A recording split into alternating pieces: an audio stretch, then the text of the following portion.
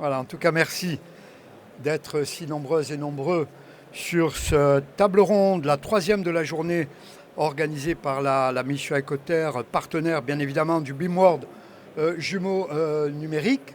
C'est la troisième ou quatrième année, je crois, que nous sommes partenaires de cet événement incontournable qui prend de plus en plus, on le voit, d'ampleur. Jumeaux numériques, quelle solution pour les territoires? Les jumeaux numériques permettent, nous le savons, aux territoires, entre autres, de prendre des décisions plus éclairées et basées sur les données, d'améliorer la qualité de vie des habitants, de rendre les infrastructures plus résilientes et d'accélérer, entre autres, la transition vers des villes et des territoires plus durables. J'ai le plaisir d'accueillir, trois femmes pour un monsieur. C'est plus que la parité à la mission Écoterre et j'en suis ravi. Nathalie Gosselin, vous êtes adjointe au maire de La Roche-sur-Yon en charge du numérique et de la politique de la ville. Nathalie, merci d'avoir répondu à notre invitation.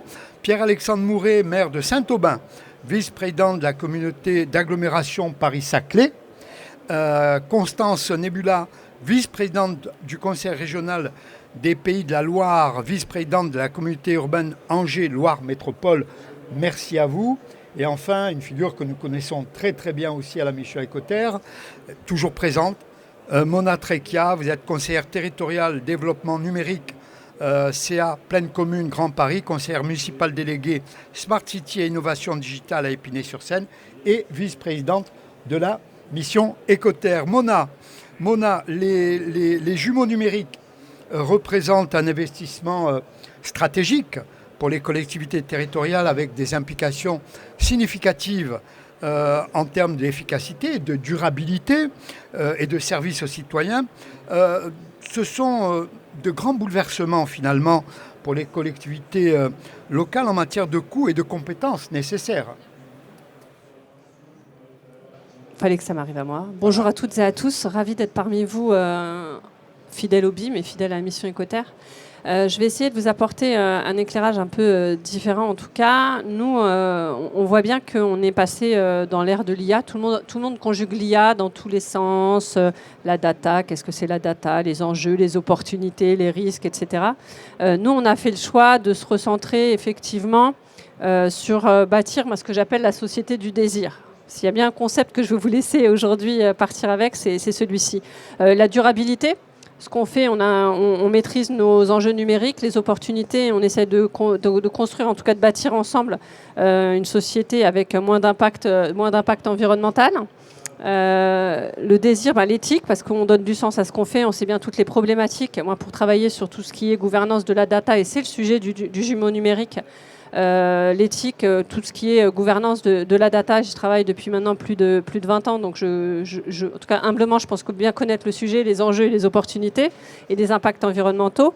La solidarité et construire en tout cas une société qui est un peu plus consciente des enjeux sociétaux.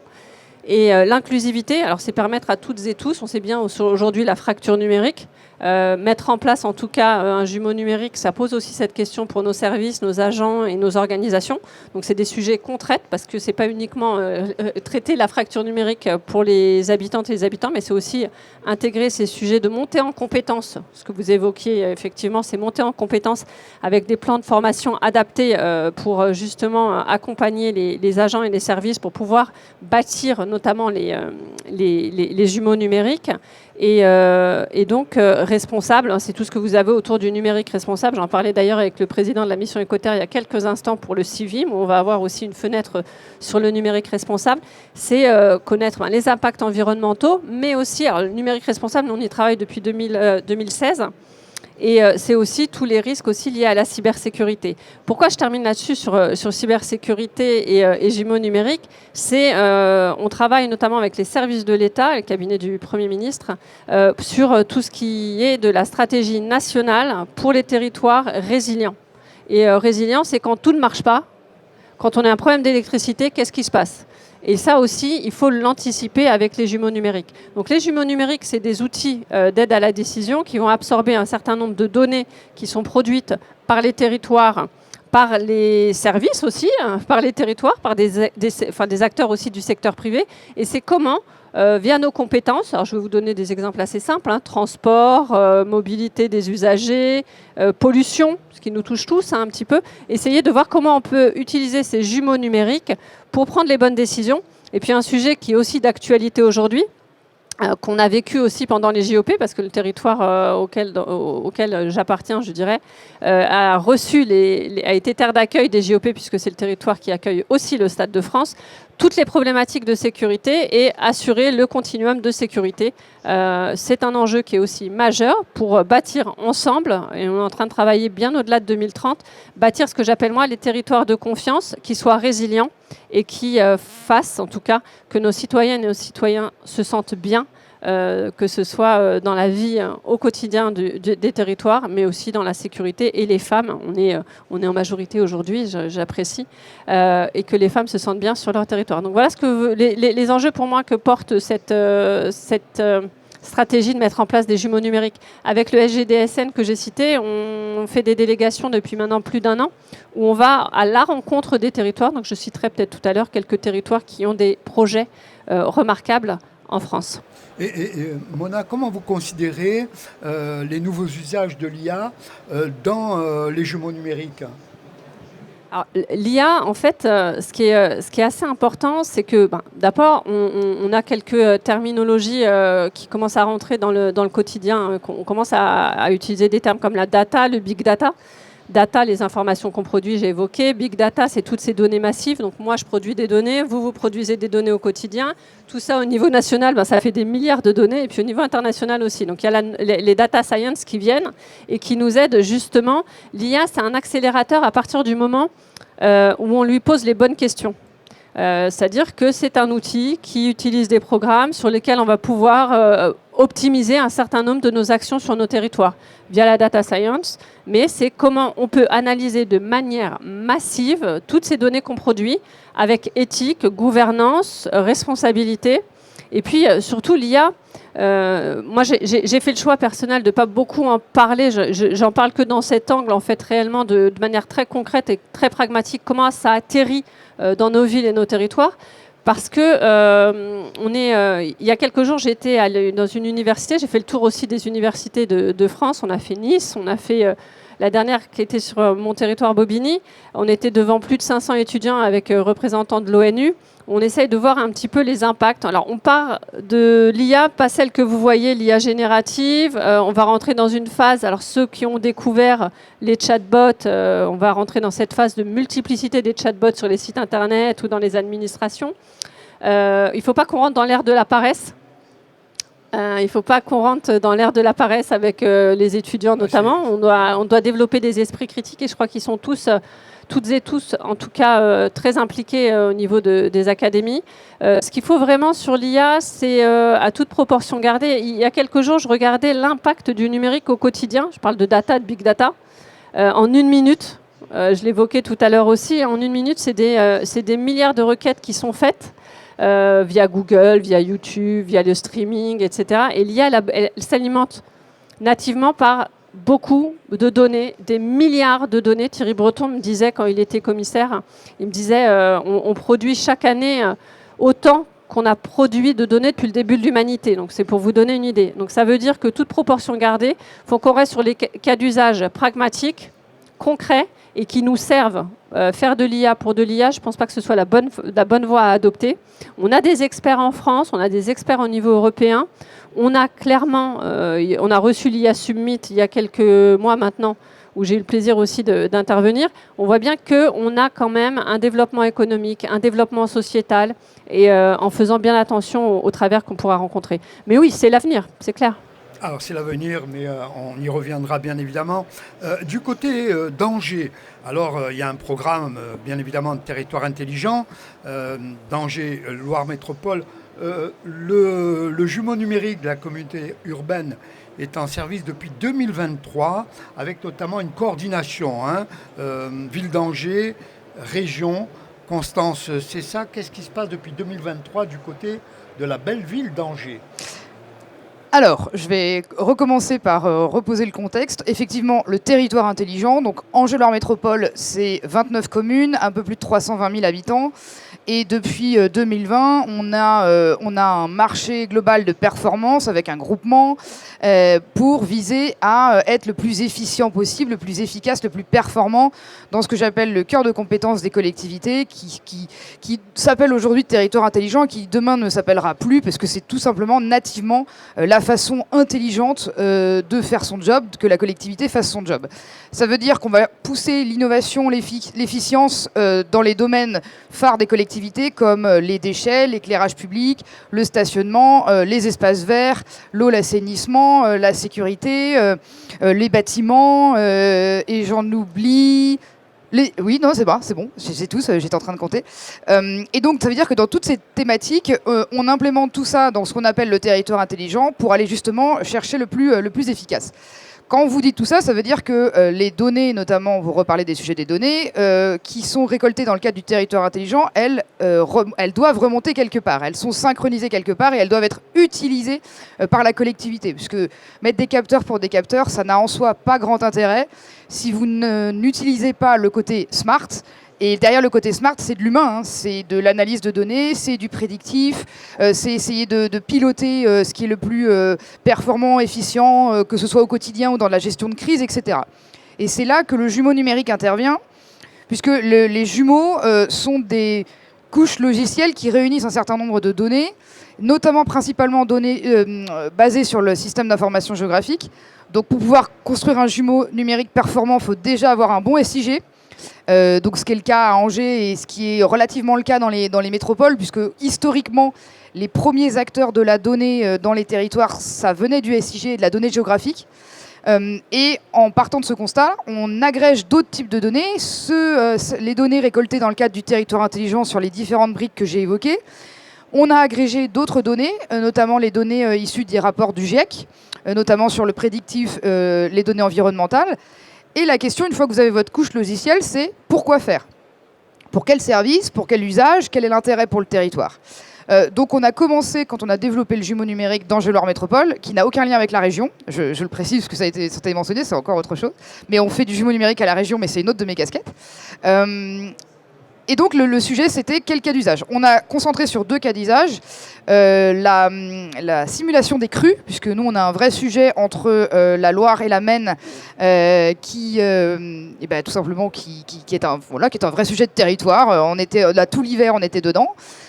Et la deuxième chose, c'est la simulation des îlots de chaleur et des îlots de fraîcheur, notamment en implémentant, mais ça c'est bien connu de tous les techniciens ici, quand on implémente notamment une maquette BIM d'un projet immobilier, qu'est-ce que ça va avoir comme impact en termes de température, qu'est-ce que ça va avoir comme impact en termes d'ombre, en termes de rafraîchissement ou de réchauffement dans un secteur, etc. etc.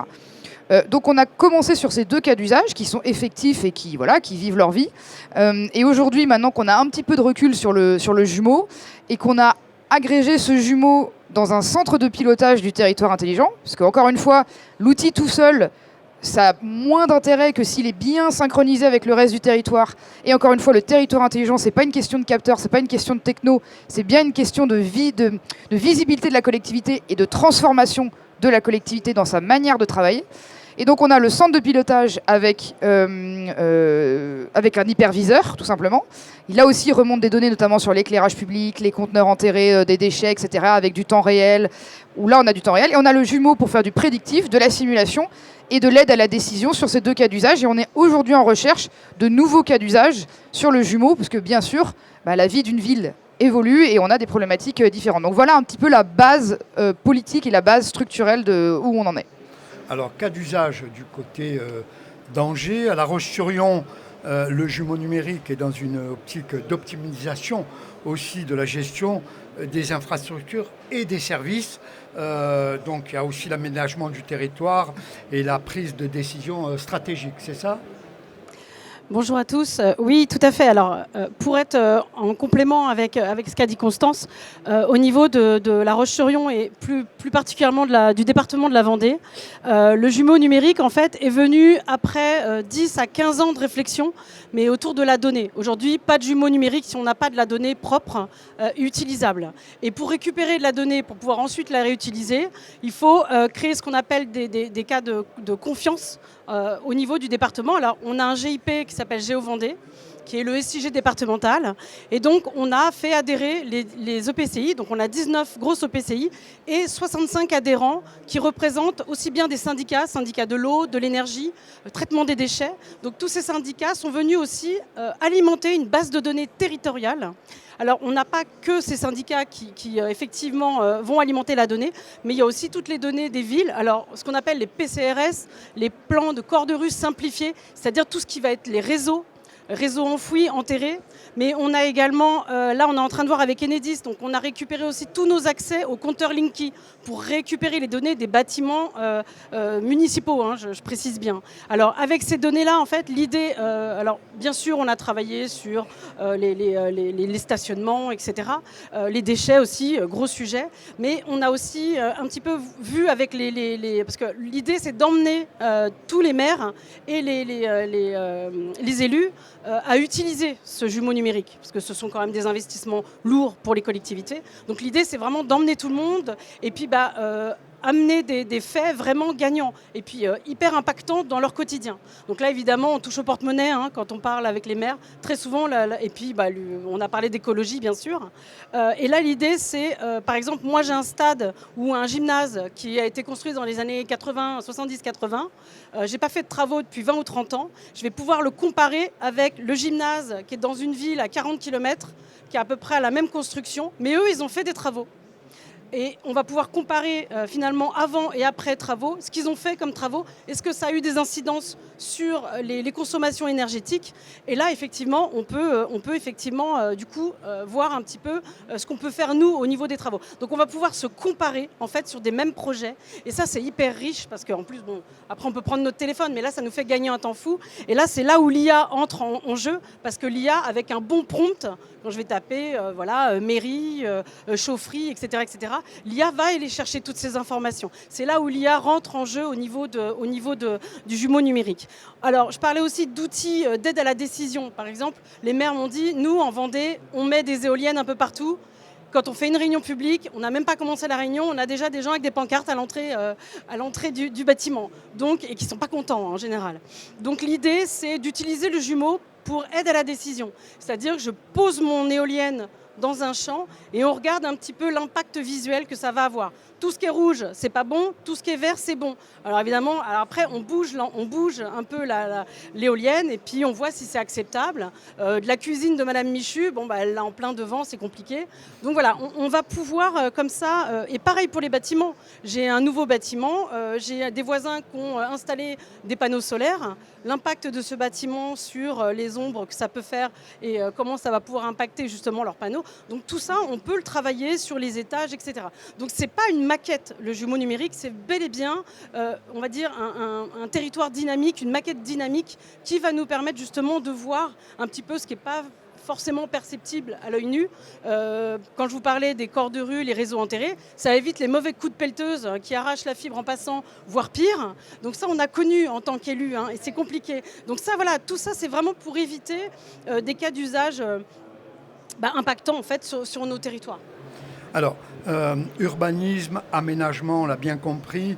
Pierre-Alexandre Mouret, du côté de Paris-Saclay, comment voyez-vous et entrevoyez-vous le jumeau numérique ? Oui, merci Alain, bonjour à toutes et à tous. Donc effectivement, aussi un petit mot de contexte sur l'agglomération Paris-Saclay. 350 000 habitants, 350 millions d'euros de budget. C'est un peu aujourd'hui la Silicon Valley autour de Paris avec les écoles connaissez, Polytechnique, Centrale, etc. Donc on est en plein dans le cœur de la recherche, de la technologie, des entreprises de pointe. Donc il était important pour nous effectivement qu'on se cale bien sur les jumeaux numériques, l'IA. Alors comment ça se passe chez nous ? Alors on a un peu tous les mêmes sujets, les sujets d'inondation, les sujets d'urbanisation. Nous, on a repris le projet Urbaïa pour effectivement accompagner des projets de stade, de construction, des benchmarks, d'analyse de données.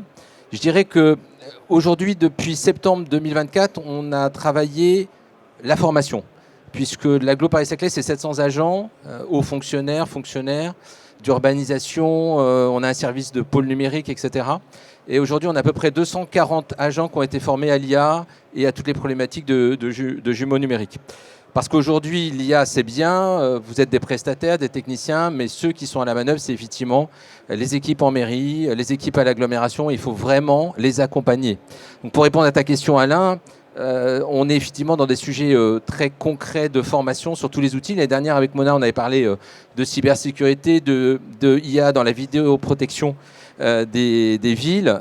Aujourd'hui, on est sur des sujets climatiques, puisque sur le plateau de Saclay, on a ICE, qui est le plus grand centre de climat et d'environnement. On parlait du GIEC tout à l'heure. Et aujourd'hui, il nous accompagne sur tous les problèmes, évidemment, d'inondation, puisque c'est un plateau, le plateau de Saclay. Il y a toutes les vallées autour qui ont été aussi beaucoup inondées. Alors, beaucoup moins que de ton côté, mais pas mal aussi. Et c'est vrai que là, on forme effectivement nos équipes à tous ces outils de prédictifs, etc., sur les problèmes d'urbanisation, d'inondation, etc. Alors, changement climatique, on vient de l'aborder aussi. Si vous voulez réagir à notre ami, vous pouvez bien évidemment. Il y a aussi la planification urbaine et la gestion de la mobilité. Alors la mobilité, c'est l'un des atouts et des enjeux majeurs des collectivités, dans les villes notamment intelligentes. Mona, comment vous percevez ce défi ? Alors, on a défini quelques thématiques qui sont primordiales et sur lesquelles l'IA, en tout cas les jumeaux numériques, vont beaucoup nous aider.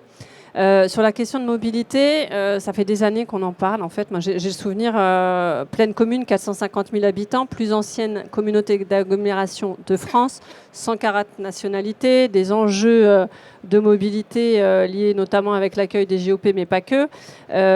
Depuis très longtemps, on travaille sur... Alors, la mobilité, c'est une priorité, et puis cette histoire de logistique urbaine, qui a un fort impact en tout cas environnemental. Donc on a fait plein d'expérimentations qui allient à la fois le jumeau numérique et puis l'humain, comme Constance l'évoquait, parce qu'en fait on met l'humain au cœur de tous ces enjeux. La mobilité, forcément, l'idée ça a été de travailler, à l'époque c'était Julien de Normandie, on a travaillé ensemble sur comment libérer la data de mobilité liées à la gouvernance de données pour que les différents opérateurs publics et privés puissent partager la donnée et pour en tout cas apporter de nouveaux services aux citoyens, optimiser l'offre de transport notamment. Il y a un autre sujet aussi qui nous tient à cœur, c'est tout ce qui est gestion des déchets. On sait tous que la gestion des déchets, c'est un des sujets pour l'impact environnemental qui est primordial. Et on a travaillé notamment sur la relation citoyen, avec une application qui s'appelle Bienvu, sur laquelle nos citoyens nous remontent en tout cas ce qu'ils peuvent constater sur le territoire. Et derrière, on a une immense base de données qui s'est constituée depuis maintenant 3 ans. Et l'idée, on va entamer un gros travail de big data sur ces informations, un petit peu à l'instar de projets comme on a pu voir à Princeton aux États-Unis, où on arrive à redispatcher les équipes, donc faire gagner du temps, gagner en efficience pour assurer la propreté dans les rues et puis la gestion des incidents. Donc on est vraiment sur des sujets qui sont primordiaux. On voit bien aussi que l'aéronautique, c'est un sujet qu'on porte parce qu'on a sur notre territoire, en Seine-Saint-Denis, on a un grand aéroport qui est Roissy. Donc on travaille aussi sur l'innovation avec les industriels, sur tous ces sujets de faire l'aéronautique durable de demain avec une feuille de route qui est très très claire, notamment celle d'ADP que je salue souvent parce qu'ils se sont vraiment investis sur ces sujets. Pour parler transport encore une dernière fois, Grand Paris Express, vous en avez toutes et tous, j'espère, entendu parler de ce métro le plus digital du monde.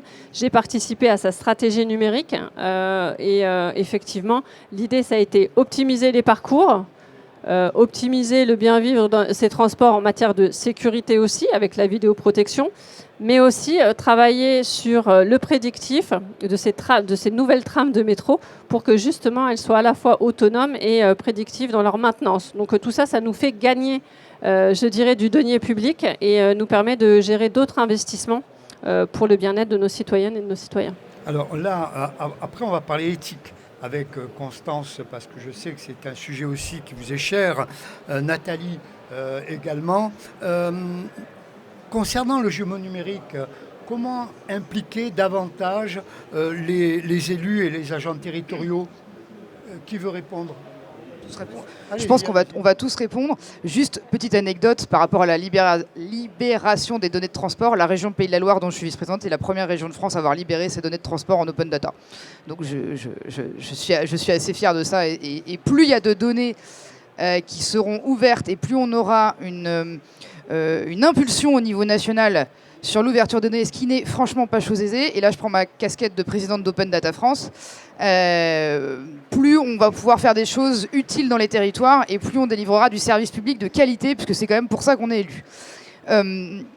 Par rapport à votre question, de manière générale, sur le jumeau, mais de manière générale sur les sujets, ça a été évoqué un petit peu, l'IA et la cyber également, il ne faut pas oublier de former et de sensibiliser les élus en dehors de ceux que vous avez là. La plus grande difficulté, c'est comment est-ce qu'on fait pour intéresser les maires qui ne sont pas sensibles à la question numérique, qui ne sont pas potentiellement intéressés par ces sujets, en leur faisant comprendre, pour reprendre le sujet de la data, parce que pour moi c'est le nerf de la guerre, la donnée, que c'est ça qui va les aider à délivrer un service public de qualité, qui va les aider à optimiser leurs coûts dans un contexte de réduction des finances publiques, et qui va les aider à être plus efficaces en matière de transition écologique.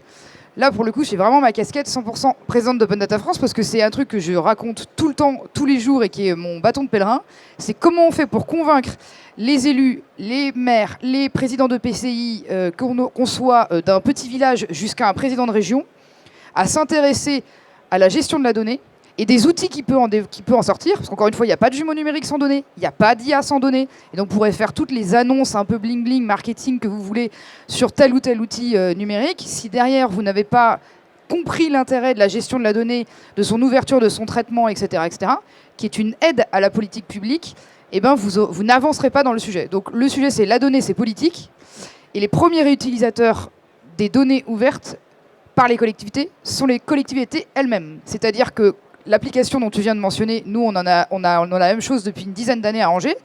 Si on n'avait pas ouvert nos données, on n'aurait pas pu avoir cette application, puisque nous sommes les propres utilisateurs de nos données ouvertes. Donc voilà, c'est un petit peu le maître mot à faire passer. Je ne sais pas s'il y a beaucoup d'élus en face de nous et dans le salon de manière générale, mais plus on essaiera de répandre cette bonne parole sur l'utilité de la maturité de la donnée comme enjeu politique et pas comme un enjeu technique, là on pourra demain avoir des vrais projets stratégiques sur les jumeaux, et notamment dans le cadre du projet du jumeau numérique de la France, qui est quand même un sujet d'actualité aussi. Pierre-Alexandre, Nathalie, Mona, une réaction par rapport à l'éthique ? Oui, juste. Alors nous, on a mis en place un comité d'éthique à l'Agglo, Paris-Saclay, où effectivement on va valider les différents outils qu'on va mettre en place à la fois pour les agglomérations et au service des mairies. Et je te rejoins, on fait notre premier séminaire le 9 avril d'élus sur les jumeaux numériques, l'intelligence artificielle, pour sensibiliser les maires des petits villages, des plus grosses villes, etc. Et tu as raison, puisque si ça passe pas évidemment par les maires et les élus, c'est difficile de déployer l'IA dans les collectivités. Donc il y a les séminaires. Et demain soir, on a aussi un pitch. En fait, on a demandé à nos fonctionnaires dans les communes et à l'agglo de présenter des dossiers, en fait, comme un concours. Et demain, les élus vont valider des dossiers en disant super, cet outil, on le veut, etc. Et demain, aux Ulysses, donc une grosse ville de l'agglo, il y a effectivement un ensemble de maires qui vont faire partie du jury. Donc je serai évidemment présent pour valider les projets qui viennent de l'administration. Donc ça, c'est aussi important. Impliquer l'administration, impliquer les élus via des séminaires, je pense que c'est aussi les bonnes clés pour réussir. Nathalie ? Oui, alors nous sur la Vendée, depuis un bon moment maintenant, c'est 3 fois par an, on réunit toutes les EPCI, les élus, avec leurs agents également, parce que c'est bien que tout le monde ait la même source d'information. Et c'est là où on prend les décisions. Alors on l'a appelé Vendée Territoire Connecté, pour vraiment emmener un maximum d'élus et leur expliquer. Alors maintenant, effectivement, entre les formations, l'acculturation, les élus, ils ont leur quotidien, et effectivement, ça n'en fait pas toujours partie. C'est malheureusement souvent mis sur un aspect très technique, alors que finalement, il faut vulgariser un maximum.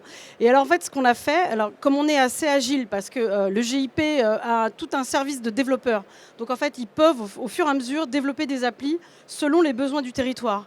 Et là, par exemple, les Sables d'Olonne, alors pour ceux qui connaissent, station balnéaire charmante l'été, même l'hiver d'ailleurs, c'est assez sympa. Ils viennent de construire un aréna et il y a un très gros concert qui va se jouer début juin avec 20 000 personnes qui vont arriver pour ce concert. Donc 20 000 personnes, quand on connaît l'entrée de la ville des Sables d'Olonne, ça va être très compliqué. C'est beaucoup plus que les habitants l'hiver, largement. Donc là, le maire nous a dit il faut absolument me proposer des choses, des simulations. Il y a des parkings qui vont être installés dans des champs autour. Et en fait, toutes ces personnes-là vont arriver à peu près dans un laps de temps assez restreint.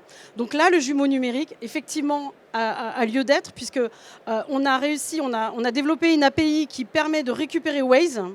Que tout le monde utilise Waze, ils vont tous arriver avec leur Waze, ça va être tout rouge. Donc on a intégré Waze au niveau sur une couche sur le jumeau numérique, et là on a toutes les arrivées en temps réel. Alors on a simulé plein de choses pour faire partir les gens. Alors on va poster après des gens intelligemment pour faire dévier et faire partir sur les parkings. Pareil pour le départ, parce qu'ils vont tous partir en même temps. Donc peut-être organiser ceux qui partent plus tard, ils ont une bière gratuite, ou un Perrier gratuit, pardon. Mais bon, ouais, ça marche moins. Et donc voilà, on va pouvoir effectivement optimiser comme ça les entrées et les départs, mais aussi pour les hôtelleries. Donc tout ça va être... et on fait du sur-mesure en fait. Et le jumeau permet ça.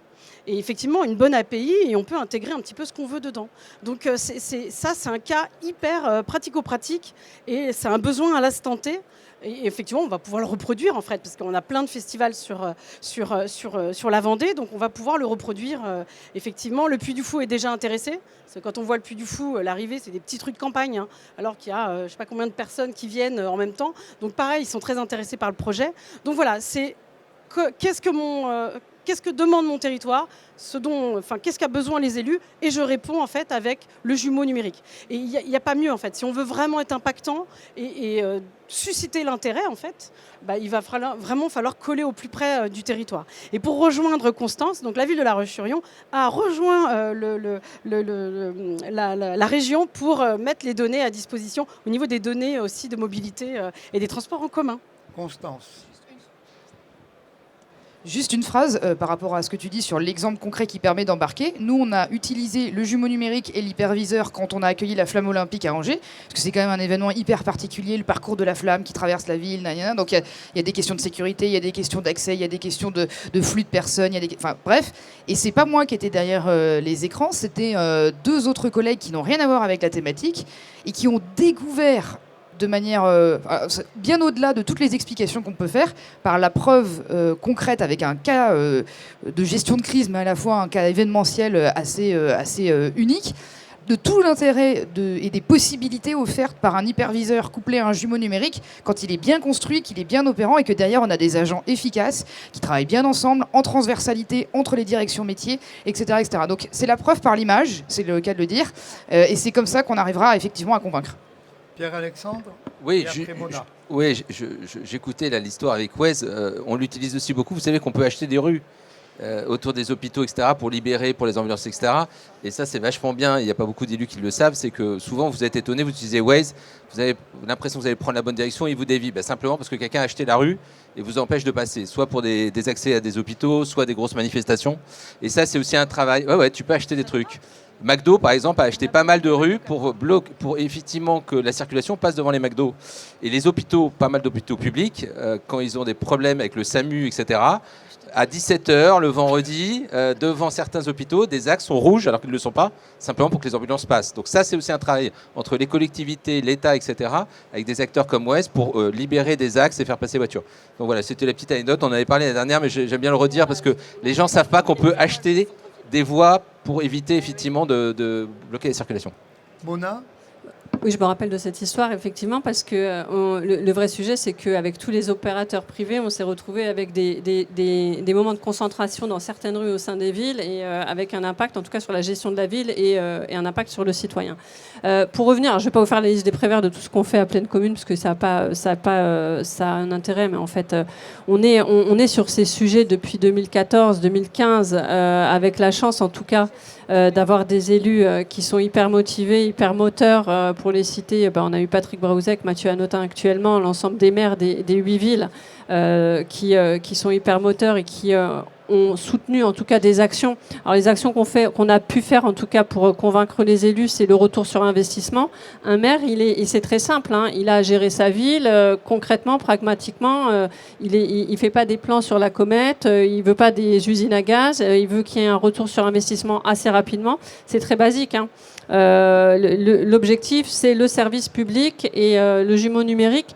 Nous, on a des projets avec la région Île-de-France et notamment Bernard Giry sur des sujets avec l'ensemble des territoires d'Île-de-France. On travaille justement on envoie des drones, entre guillemets, pour le petit côté anecdotique, on envoie des drones pour aller prendre des photos haute résolution. Donc c'est le projet Île-de-France haute résolution pour justement travailler sur comment aménager nos territoires, comment faire évoluer les territoires, où on va installer telle structure, comment on va apporter de nouveaux services et comment on va réaménager le territoire à des horizons comme 2030-2050.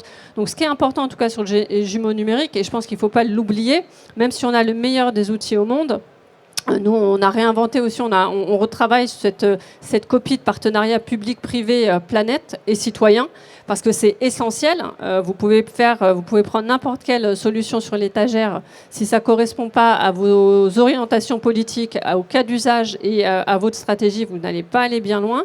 Et puis surtout, c'est une question que j'ai déjà posée à l'European Cyber Week à monsieur Enedis, en disant mais qu'est-ce qui se passe? On a besoin en tout cas d'être des terres de confiance, des terres résilientes. Et qu'est-ce qui se passe si votre jumeau numérique, il vous gère tout l'éclairage et puis qu'il y a une panne électrique? On connaît tous en tout cas les enjeux. On a parlé rapidement de cyber, on en avait plus parlé l'année dernière, mais qu'est-ce qui se passe si vous avez une attaque cyber dans le contexte géopolitique? Donc oui à la technologie, oui aux études, oui au cas d'usage, oui à l'IA, en toute proportion gardée, et surtout un devoir en tout cas des politiques, du politique et des agents et des services de protéger nos concitoyens et de s'assurer qu'on construit et qu'on bâtit ensemble des territoires de confiance au service d'eux et ne pas se faire absorber, je dirais, par le chant des sirènes qui peut coûter très très cher aux collectivités. Et ça, les maires le savent très très bien.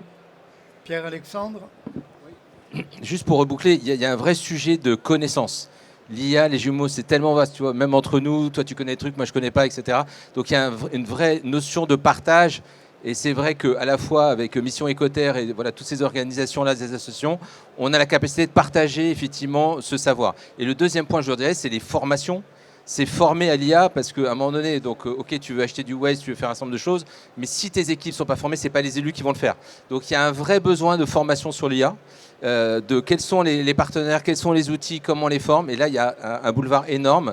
Et évidemment, on attend le monde privé pour nous aider là-dessus. Voilà, merci. Voilà, quelques secondes. Voilà, si vous voulez rajouter un petit mot, il nous reste quelques minutes.